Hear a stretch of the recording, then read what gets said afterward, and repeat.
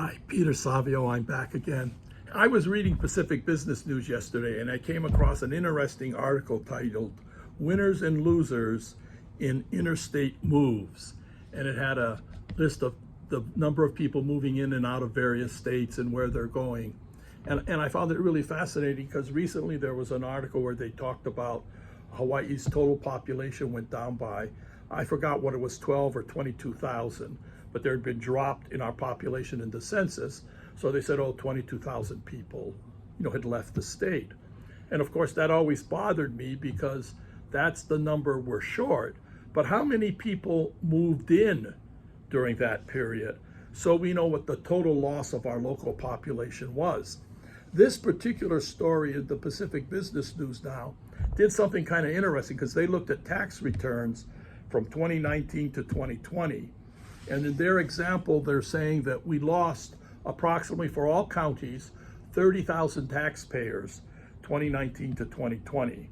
And of that, 20,000 new ones moved in.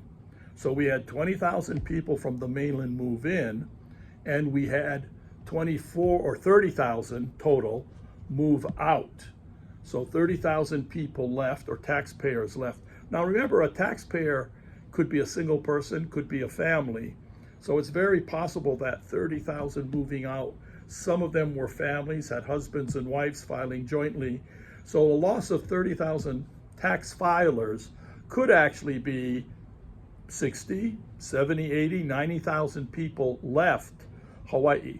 And I suspect that's actually closer to what's happening here in Hawaii, that we're not losing 10,000 and 12,000 or 20,000. We're losing more people, and they're leaving because they just can't afford to live here. And again, we've failed them. Our government has failed them. They haven't solved the cost of living. They haven't solved our housing crisis. And so people have no choice but to leave. They don't want to leave. They're not leaving because it's something they want to do. They're leaving because they have to. And I think that's the tragedy, because it doesn't have to be. We can solve our housing crisis. We can solve our affordability crisis. The problem is the politicians don't get it. They don't get it. And we can solve our cost of living. There's all kinds of things we could do to make it easier for the people here in Hawaii to live and to thrive. And I've done a whole series of tapes where I'm talking about different things. And again, I encourage you to look at that. But I want you to start thinking about the information they give out when they tell you 12,000 people left because the population went down by 12. That just tells you the net amount. You got to really think about what they're saying, because they don't always think it through themselves. And if we're saying 12,000 people left or 20,000 people left, we go, well, okay, that's unfortunate, but it's not a big deal.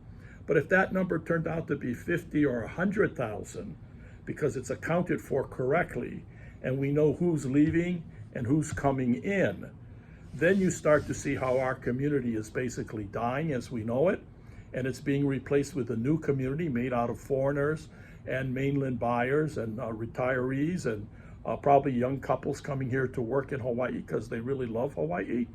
So the movement is good. It's good for a community.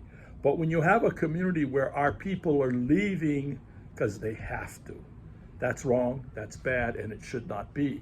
And we need to do something about it. And that's where you got to speak up at the ballot box. We've got to let the people running for office know it's about our community. They have to pay more attention to our community. They have to stop giving all of these concessions and benefits away to mainland guys and letting us local guys suffer. There's no reason for this to happen. Our people should be living here, they should be thriving here, and all it needs is better leadership.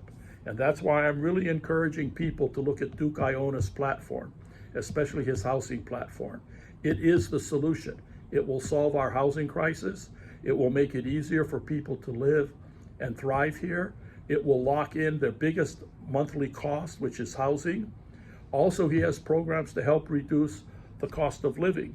The key is the Republicans haven't had a chance to put their programs into place. The Democrats have had 60 to 70 years, and they failed. And they keep on promising. They come up with 10 points, 20 points. They're going to tell you what they do. It doesn't matter. Their party is so ingrained. They are beholden to everyone in town. They cannot make the decisions that benefit the majority of the people. So all us little guys, we got to go and vote, and we got to vote the Democrats out of office. It's the only way this state is going to survive as we know it. It's the only way our children will thrive here and be able to buy a home here. It's the only way our parents can afford to stay here, and we want to stay and everything else that comes with that. So again, please listen to the tapes, start a discussion, call your friends, tell people, hey, this is really important. Let's talk about this. We're way too nice in accepting what they say. Oh, we're going to solve the problem. We have an idea. Guys, you had 70 years. You haven't done it. What makes you think we should believe you? I really encourage you to give Duke Aiota a chance. I'm working with him. I like his housing policy. It is the solution. It will work. And I know I can help him in terms of cost of living reductions and everything else. So again, I encourage all of you to listen to the tapes and think. Think and dream. Dream about what could be, not what is. We're too locked into what is. We think this is what it is. It's always been this way. No, it's always been this way because we haven't been willing for change. We need change. This is the election. Please go out and vote. Thank you so much for listening.